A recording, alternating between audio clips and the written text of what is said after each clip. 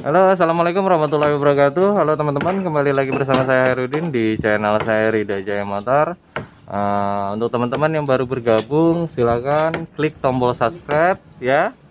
Pastikan tombol subscribe-nya diklik ya teman-teman ya, supaya tetap berlangganan di channel saya dan juga dapat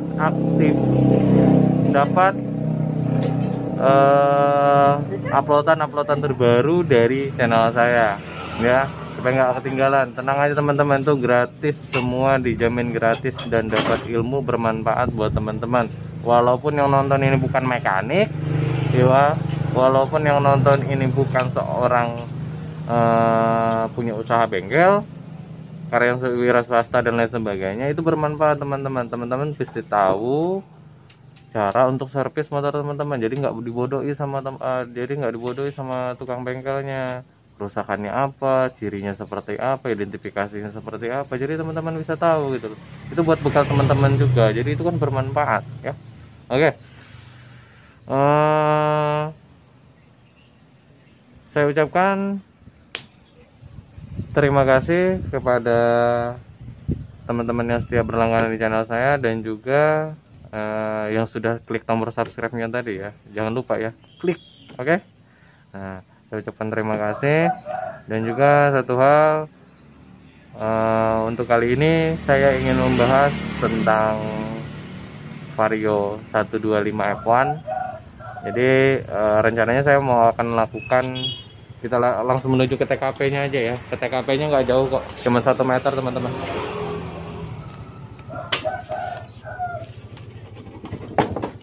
Oke, TKP nih. Oke. Jadi rencananya gini,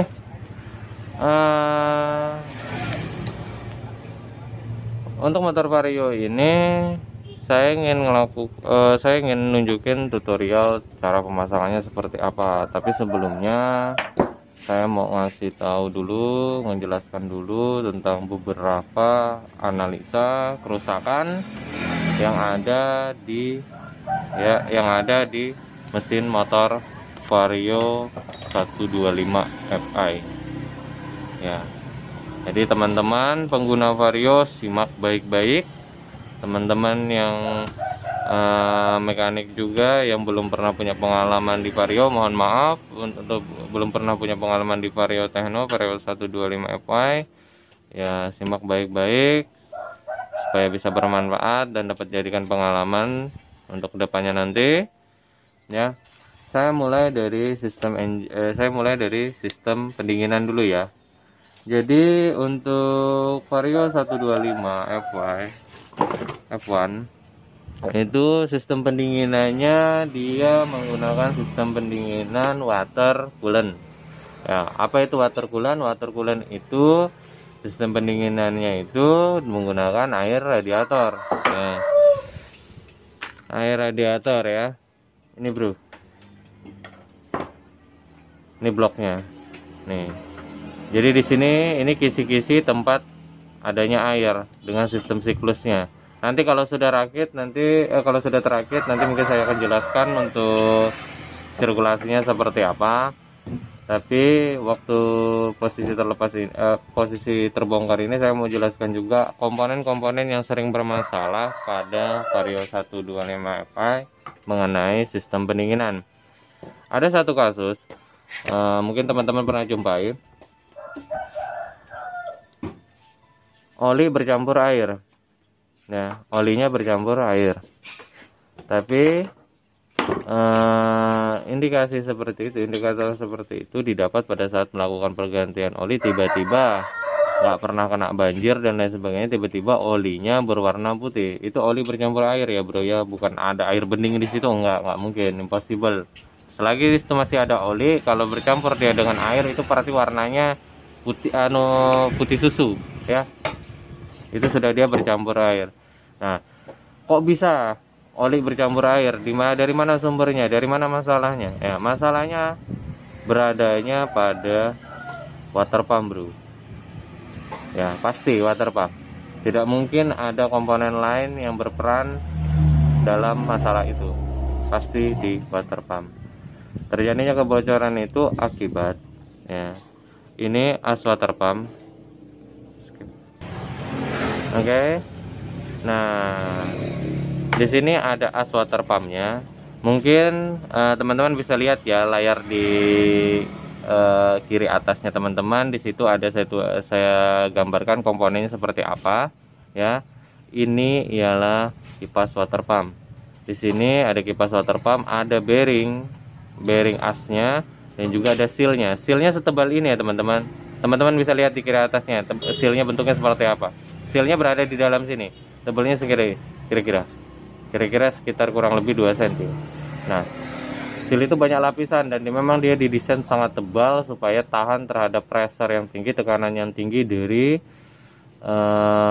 tekanan pompa air radiator, supaya dia tidak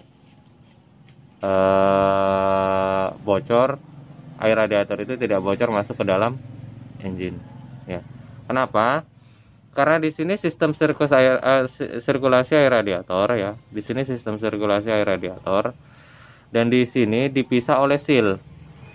As ini mengikuti putaran dari ini, mengikuti putaran rotasi dari noken as. Oke, beradanya di kepala silinder. Mungkin nanti akan saya ulas kembali pada saat mesin terpasang. Ya, intinya di sini saya menjelaskan sedikit kisi-kisinya kenapa oli itu bercampur air. Masalahnya itu terjadi pada seal water pump yang bocor. Nah, apabila sealnya bocor itu perlu diganti, tidak perlu satu set brother, perlu diganti sealnya saja. Nah, kita cek juga bearingnya, apakah bearingnya dalam kondisi bagus atau tidak ya. Bearingnya kita cek, apabila dalam kondisi tidak bagus itu diganti. Harganya murah aja kok, 15 ribuan aja kalau bearingnya. Kipasnya water pumpnya juga diganti ya, karena as ini pasti bermasalah. Apabila sealnya sudah robek atau sudah ada masalah, pasti asnya juga bermasalah. Jadi diganti as water pumpnya atau kipas water pumpnya dan seal water pumpnya dan juga bearing water pumpnya. Masalah selesai, tidak ada komponen lain yang bermasalah. Intinya tidak ada kemungkinan komponen lain yang bermasalah, hanya di bagian item ini saja yang bermasalah. Apabila teman-teman mendapati oli motor teman-teman itu bercampur dengan air tanpa sebab, misal tidak pernah kena banjir dan lain sebagainya, tiba-tiba bercampur dengan air, jangan dipaksa untuk masukkan oli. Lakukan identifikasi, lakukan pengecekan.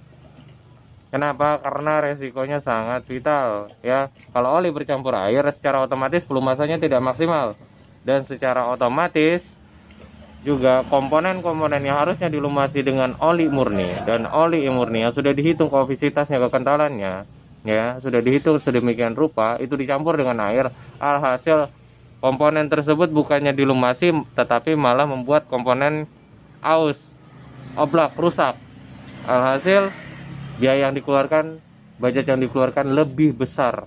Yang tadinya ditunda-tunda mau diirit tapi lebih besar. Bukan hanya lagi masalahnya berada pada blok ya, blok piston ya. Dan ini teman-teman, item-item di dalamnya ada noken as ya, ada noken as, gigi sentrik, temlar dan lain sebagainya. Ini ya noken as, gigi sentrik, temlar. Kalau ini buat saya nggak perlu disebutin ya.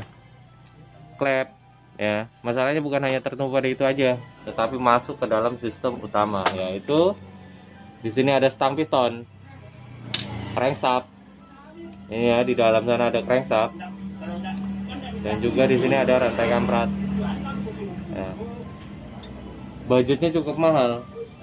Yang tadinya harus ngeluarin uang paling mentok 300.000 buat perbaikan poolnya, jadinya bisa sampai jutaan rupiah ya, karena dibiarin ya. Oke, terus satu dari saya, masalah yang berada pada vario, kemungkinan masalah yang berada pada vario. Jadi kalau teman-teman nanya bagaimana perawatannya, jadi perawatannya itu sebenarnya nggak ada teman-teman ya. Nggak ada, kita nggak bisa rawat ini komponen. Kalau memang dia saatnya rusak ya sudah rusak gitu. Kita hanya bisa pastikan air radiatornya berada pada level maksimalnya, dalam artian level kerjanya.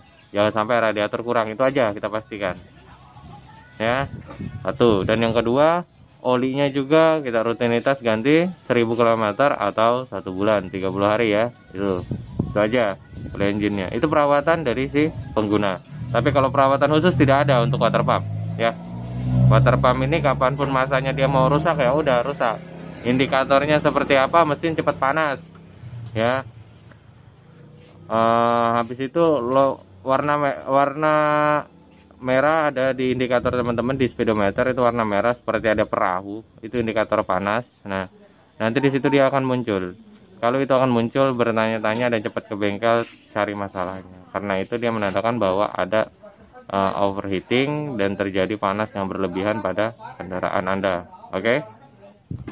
Oke, brother, lanjut untuk step kedua, masalah yang akan terjadi ya dan yang sering terjadi pada Vario ya.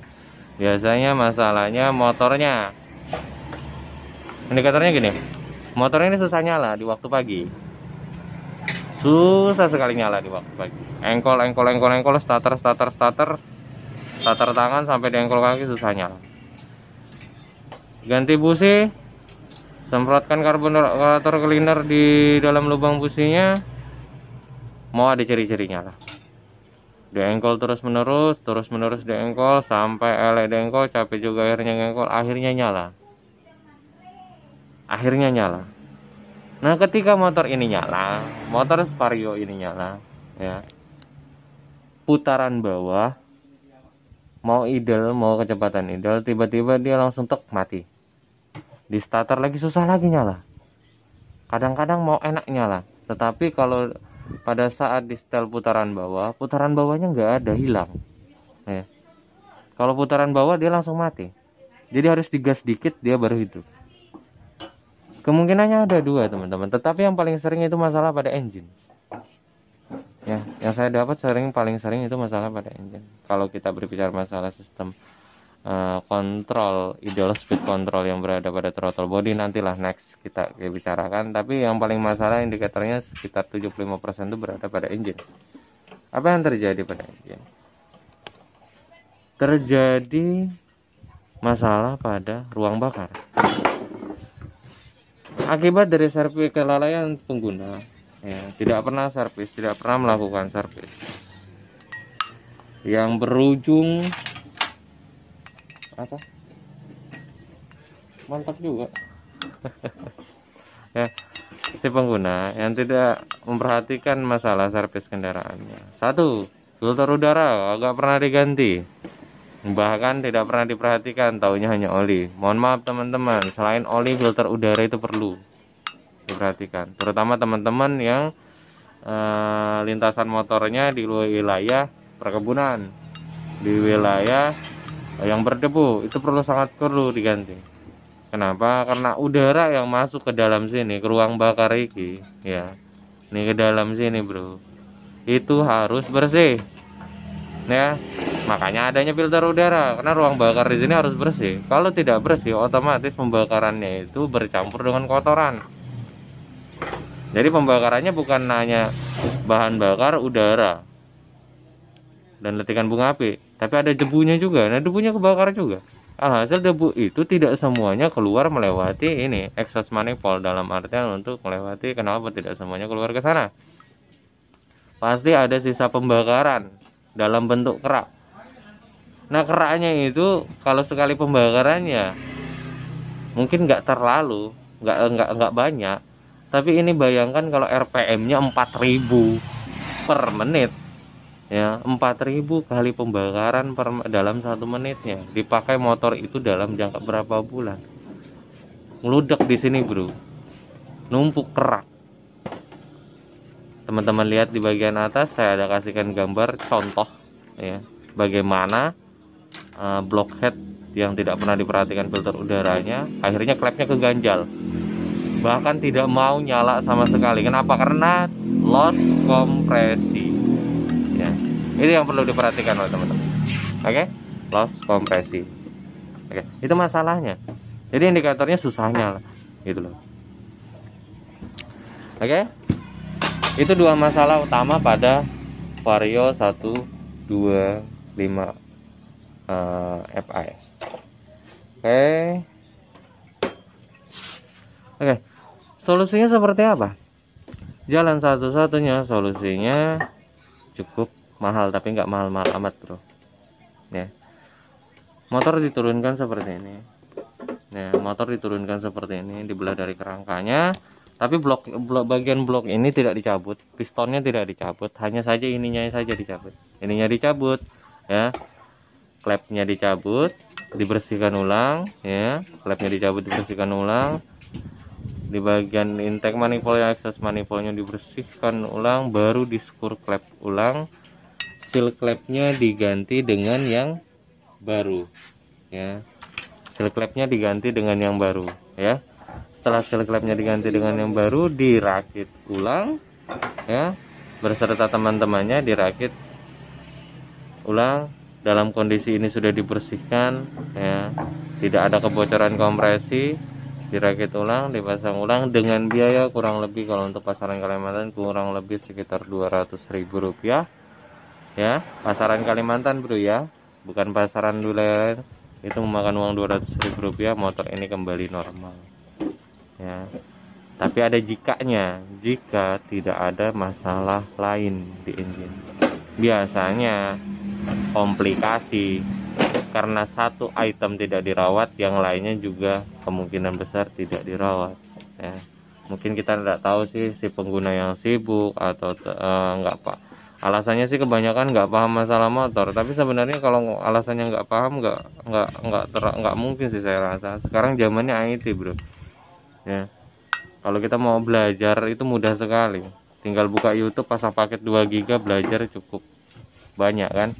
Kalau enggak cari gratisan WiFi sama teman kan, itu untuk cari pengalaman kalau mau tahu, ya. Tapi kalau enggak mau tahu, ya enggak bisa, enggak akan bisa tahu.